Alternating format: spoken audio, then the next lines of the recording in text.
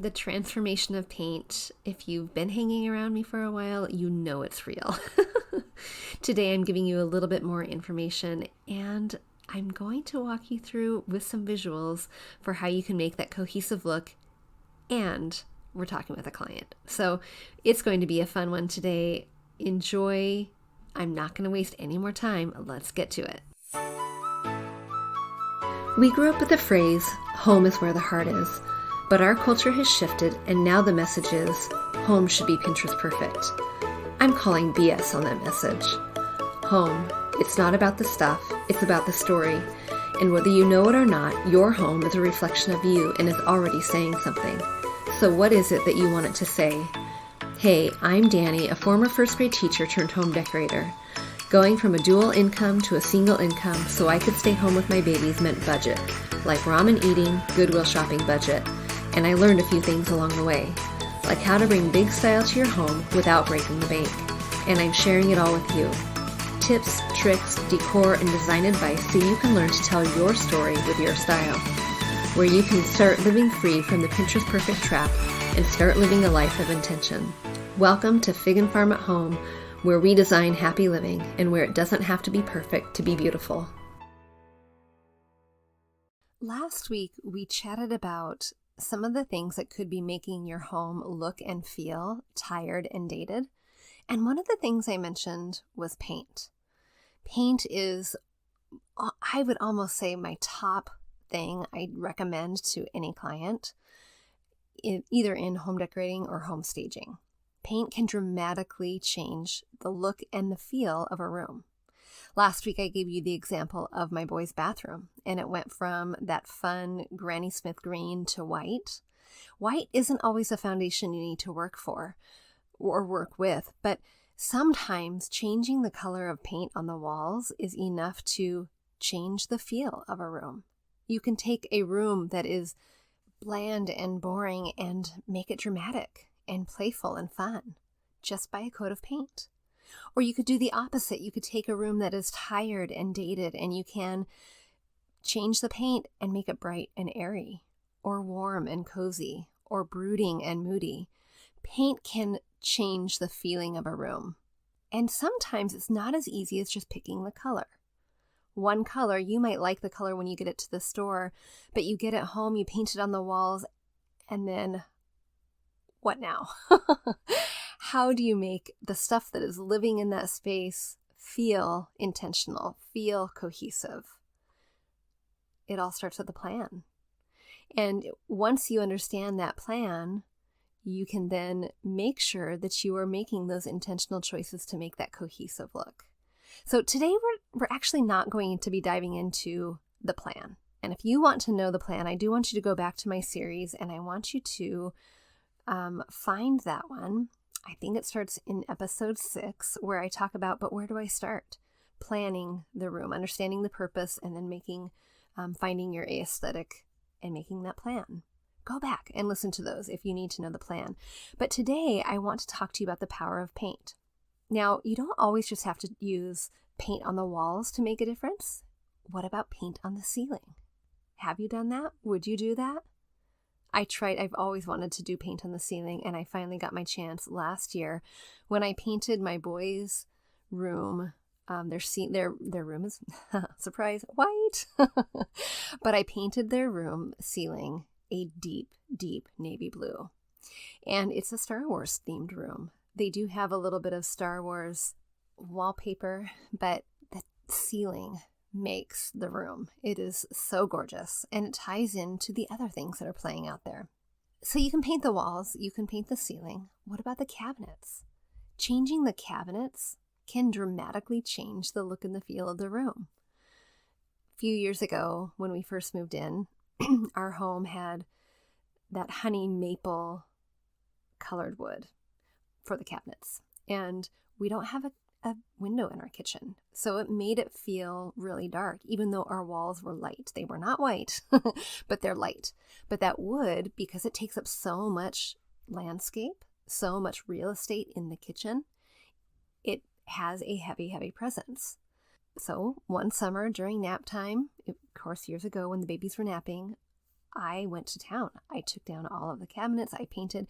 Now, I painted it myself and it's held up, but I don't necessarily recommend you painting it yourself if you don't have experience doing the DIY painting. If you don't have experience painting furniture or painting things without using a spray can, I do recommend hiring someone, because otherwise it could be one of those, you love it for a second and then you start wearing on it and it doesn't work. So it is worth hiring someone, but that can dramatically change the look and the feel of the room. I remember the base was painted, the cupboards doors were painted inside and out, and as we were rehanging them, I just felt this breath of fresh air. It felt like sunshine was lit up in my room, in my kitchen, in a way that it just could not have been before. It just could not have been with the dark cabinets. So what else can you paint? You can paint the furniture. If your walls are fine, but there's something funky happening in your space, what about changing the paint of the furniture? If you have a piece that has been passed down, it has lived a previous life, if you are one step away from giving it to Goodwill or one step away from kicking it to the curb, why not try paint? Some of you right now might be thinking, but it's wood, it's wood. Abort, it is wood, do not paint wood. Okay, I will probably never convince those of you that land in that camp that painting wood furniture is an okay thing. And I do have my own set of rules for the stuff that I will not paint. If it looks like it has been in Grandma's dining room for the last 55 years and she has used pledge on it or some sort of wonderful, wax or something to preserve it, and it is priceless and it's pristine and it is just gorgeous, do not paint that. Do not paint it. You will immediately bring down the value. But if you have a vintage piece that is wood, but it has scratches and gouges and dings and handles that are broken and doors that are kind of a little wobbly, and it is just looking so tired that it has lived its life and boy, it was beat up, why not paint that? Why not? Because sometimes paint can help deter the eye from those scratches and those dings. Sometimes. And sometimes painting a piece of wood furniture, vintage wood furniture that is taking up a big portion of your room, painting that can dramatically change the look and feel of your room, just like a cabinet would. If you've ever wanted to learn how to paint your own furniture, give it a try. It's easier than you think. I have a paint course for you. It's Painting 101, and I use chalk paint, and you can find that veganfarmathome.com underneath the tab courses, and you'll find that class there. But before we dive into the real heart of today's episode, I want to give you a little bit more information for what happens when you realize that paint is what needs to be changing. Paint is something that, yes, okay, you sold me, Danny, I need to paint. Okay, how do I make the best paint choice? Guys, it's not as easy or as simple as going to the paint store and picking out a color swatch. It's not as easy as that. If it were, what it would end up feeling like is the days of old when we had one room one color, another room another color, a third room a separate color, and none of it would tie together. It would feel discombobulated and not cohesive. So how do you go and choose a color when you want your home to look and feel cohesive? If you listened last week, I gave you a teeny tiny tidbit, a little snapshot of what that could look like. So here it is. Here's what I want you to think about. If you have a open concept home, or even in a home that has some closed rooms, but you have a hallway that connects, I want you to think about setting a foundation and choosing a foundational color that will flow throughout in an open concept home or throughout the hallways. If a hallway touches a room that has an openness to it, like an open den with no closed doors, perhaps that should stay the same color as your foundational wall color. Any door that is shut, that's free, right? You can have free play, like I did with my Star Wars themed boys' room with the blue ceiling. You can have that free play once the door is shut. But how do you make a cohesive color palette when you have the open floor plan, or when you have the hallways that go up the stairs and into the living room and dining room and kitchen.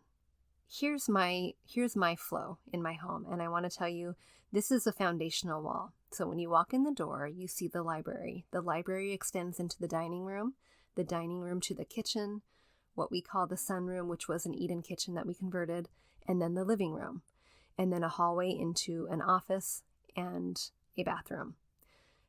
The office and the bathroom are the doors that shut. Nothing else in there does. So the office and the bathroom are different, and they're playful, and they're a little bit more fun. Everything else in that space is a light gray, a very light gray. You go up the stairway into the hallway upstairs, and you have a couple bedrooms, a bathroom, and a laundry room and a playroom. That hallway, that stairway is all that same foundational color because it all blends together, it all ties together. Even though we have a stairway separating the upstairs from the downstairs, that all blends together. Once we start shutting doors, that's when you can start having different personalities coming out. Now, one thing you might want to keep in mind is what happens when you are inside one of those rooms looking out. Does what you have inside looking out, does it really clash, or does it complement each other? If it complements each other, awesome, go for it. But it doesn't necessarily have to have that foundational color. So now you ask yourself the question, okay, if I can do free play within the walls of the rooms with the doors shut, how do I make whatever is left out, all of that foundation of the home, and you're saying foundational color over and over, Danny, how do I know what that is, and how do I make it play well with the other colors I want to choose? Okay, so here's what we're going to do. We're going to go back to first grade math, and we're going to make an equation, and that equation is going to be a starting point of 60. 60 plus blank equals 100. Whatever foundational color you choose for your wall, let's say white, you are going to have that represented in 60% of your home space, of course, all the walls, and then other things like pillows and textiles and blankets and things like that. 60% is going to be visually white. And then maybe you want to have the remainder of that equation, 40, as one accent color. Maybe you're a white and blue gal and you love the ginger jars that are white and blue. Maybe that's you to a T. And so you know that, oh my gosh, here we go. Here's my formula.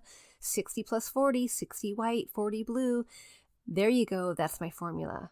I'm going to see blue repeated throughout. I'm going to see it in art, on textiles, in curtains, in all kinds of places. Maybe even a blue couch. I'm going to see it all over the place. But maybe you want that remainder 40 of that equation to be a couple accent colors. Do you want one dominant accent color, like 30%, and then 10% something else? Maybe you do.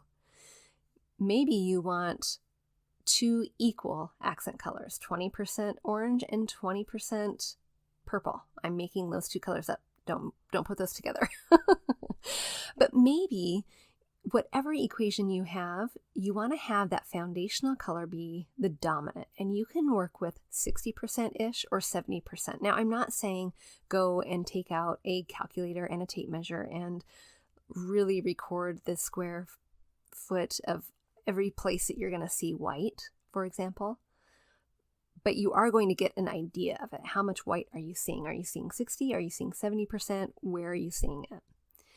And then you're going to do the same thing with the accent colors. So whatever that formula is, 60 plus 20 plus 10 plus 10 equals 100. 70 plus 30 equals 100. Whatever it is, you want that foundational color to be more dominant, more than 50%. 60 or 70 is a safe bet. Now, if you're thinking, how do I choose a foundational color? That really should be determined back in your plan once you understand the aesthetic of your home, the aesthetic that you're going with. But a really safe Cliff Note version is choosing those paint strips at the paint store, the very lightest color. That is always, always a safe bet, even if it's tinted green, even if it's tinted yellow. Anytime you add saturation to it, it's going to make it sometimes a little bit more confining to decorate with. Having a lighter foundation of a wall can be, sometimes people say boring, but it can be really liberating because it allows so much flexibility with the other stuff you bring in. Okay, that's it in a nutshell. We are going to be diving into that so much deeper later on. But really, the heart of the show wasn't about that color formula. It wasn't about paint, paint, paint. It's about this. It's about transformation.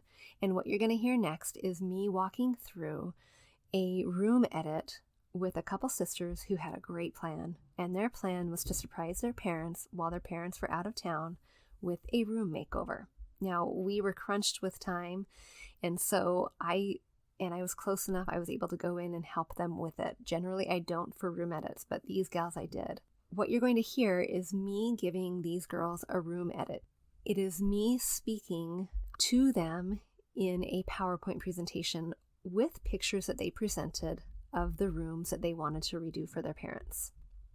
This was a beautiful act of love for them. They have done this before, but what I do want to caution you, if you think, oh my gosh, this is a great idea, just remember that sometimes when you're working with other people's stuff, you need to be sensitive to their choices. You need to be sensitive to the things that they have and the attachments they might have to it. So you might hear me saying over and over again, put it away, put it aside, and save it for mom to go through later. Anyway, you're not going to want to miss this. This is so much fun. And one thing I want you to be on the lookout for is when I tell these girls all these recommendations of things they can change, but the one thing that is going to make the most dramatic difference, and if they do nothing else, they need to paint. I'm going to be posting these pictures before and after on my website. I will link it in my show notes so that you can go take a peek at the before and after, and otherwise enjoy. Hi girls! You guys, I'm so excited about this project. I think it's so much fun that you want to surprise your parents and do this kind of big makeover. It's not just one room, it is two with an entryway. So that's pretty substantial. Okay, I'm coming to you here right now because time is of the essence. And we are meeting in a few days to talk about kind of details, but I think the more work we do now, the easier it's going to be to pull off. So let me pull up those pictures for you. And I'll tell you what I see that I think we should run with. Okay, so you mentioned that that the flooring, you don't necessarily like the flooring, but they're heated floors, which is awesome, especially in the Northwest. And you mentioned maybe painting. Mom and dad like the lake cabin feel, and that you want to get some cleaners in there. So what I notice is this. The flooring is not as problematic to me as the wall color. I think the wall color really dates the space. And I think if we tone that down to kind of a lighter white, creamy white, oatmeal kind of color, that's going to complement the flooring and also complement the wood color of the kitchen. So, and then if we kind of keep the color scheme in terms of beachy, lakey. And what I mean by that is like whites, creams, oatmeals, sand. If you can kind of imagine sand, blues, and then some greens even to bring some greens in. Because what I remember is that they live on the lake, right? So this isn't just I like the lake look. It is an invitation to pull the outside in. And so that's kind of the goal. But doing that in this space is going to mean a couple things. So sourcing big pieces of furniture in such a tight timeline is really hard, I think hard. So I think we should leave the couch. The couch is blue and it automatically goes into that blue of the lake. But we can update it dramatically by removing the quilt, this is a denim couch I can see, by removing the denim pillows. Anytime you have the couch with the original pillows that it came with, I think it dates it automatically. It's like when you drive a car off a car lot and you it's already dated. It's the same thing with a couch to me. So we're going to lighten that couch with some creamy pillows, different textures. But I think, and I'm wondering if we can replace these chairs. These chairs make that space feel really dark, as well as the dark rug. So if we eliminate the rug too, that will lighten it up. But not just eliminate it, we're going to replace it with a lighter rug, and a rug that more fits the space. This one's a little bit too small. Okay, so back to the chairs. If we focus on chairs that are kind of a lighter color, and they might have the same profile, but just lighter in general, it's going to lighten that corner up and brighten it. This table is a little too high, too tall for these chairs, so we're going to find a new table and a new, more modern lamp. This one looks a little bit dated. Looking down the road, but I think we can order them now, would be to replace these curtains. So when you have kind of awkward window sizes like this, one way we can make it less awkward is by putting by dressing it with long drapes, long curtains on the side, and then we're going to replace it actually with I think we should bamboo shades. We'll talk on Sunday. I'll give you my source. Super inexpensive. You're going to be shocked at how inexpensive they are. And the bamboo shades are going to be the function. So that's going to be the light filtering and the privacy. But the curtains are just going to frame it and make it this window thing not feel so awkward. Okay. Question about the chair. Right now, this says to me, like, this is kind of the color I'm thinking about for the chairs in the corner. But the backing of this chair feels more vintage. It feels more shabby chic, that kind of thing. So can we remove this chair? That's one question. And do we need a place for the dog? Should we just get a dog bed? So, okay, I think that's everything in here. We'll address the wall hangings and things like that a little more specifically in person and later. Okay, let's go to the kitchen. So you mentioned the like cabin and lake. And if we do the color formula that I'm kind of talking about, like the lighter whites, creamies, sand, blues, and greens, this rug won't fit into that color scheme. So, and then also, do we need a rug in there? We'll talk about that because I'll need to see that in person, but do we need a rug in there in general? But looking in this space, what I notice, I see a lot of farmhouse. I see lots of chickens here. I don't know the pattern of that valance, but valances date spaces too. So if we eliminate the valance, put a bamboo shade there, that's going to carry over with what's happening in the other room and also feel kind of beachy, lakey because of the natural woven elements here. I see another chicken here, and maybe those are some chicken plates. So think about, because mom and dad don't know this is happening, think about what to do with the chickens. Will the chickens come back out if we put them in a box? Do we donate them? That's going to be up to you guys. The other thing here is I see the coffee corner. So if we kind of want to do lakey, we might bring lakey in here too and eliminate those. And then again, greens up here. So anytime you have lots of stuff up above that can date a space, if you have collections of things, and I see a collection of chickens, but that's not what I mean, but like collections of white pottery or collections of, that's really, plants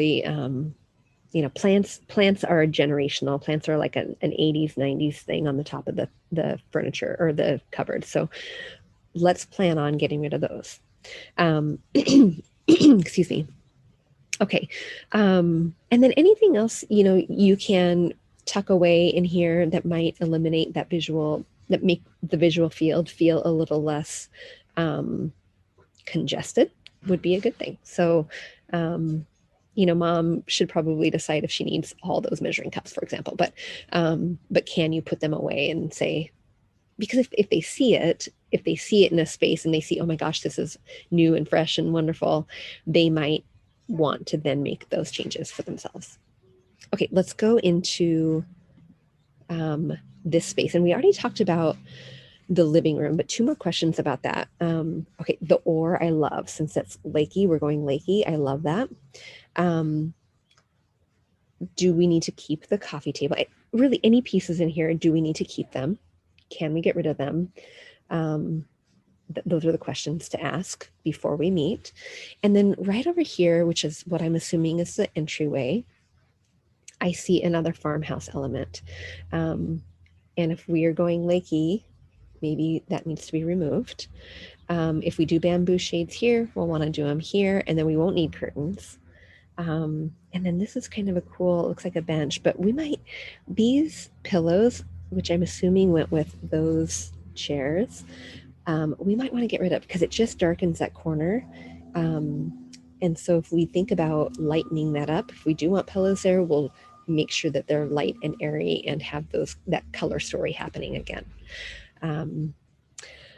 All right, you guys, this plan is doable. The biggest amount of work that's going to need to happen is the paint. That is the biggest amount, but paint it's going to be worth it. It's going to be, once you start unifying those spaces with paint, it's going to make this space feel dramatically changed, all by itself. So if we do one thing, and if we only do one thing, I think it should be paint. So I will see you guys on Sunday to talk more in detail. Are you curious now? What did they do? Did they paint? Did they not paint? You'll have to go check out the show notes and go to the link to make sure you see the transformation. Also, if you couldn't tell, I was doing that outside. That is one of the perks of working from home. You get to have your meetings outside on the back porch. All right, and if you want your own transformation like that, room edits are a possibility, whether I live in your hometown or not. You can go find them on my website, figandfarmathome.com, and look under Work With Me, and you'll find the room edit. All right, girls, I'll see you soon. Hey, real quick before you go, if you learned something new or found value in today's podcast, would you head over to iTunes to Fig and Farm at Home and leave a review and subscribe to the show? That would be awesome. And if you'd like to connect with my community of mamas who are learning to be intentional storytellers within their own homes, join us at bit.ly/design101 group. There's always more room at the table. See you soon.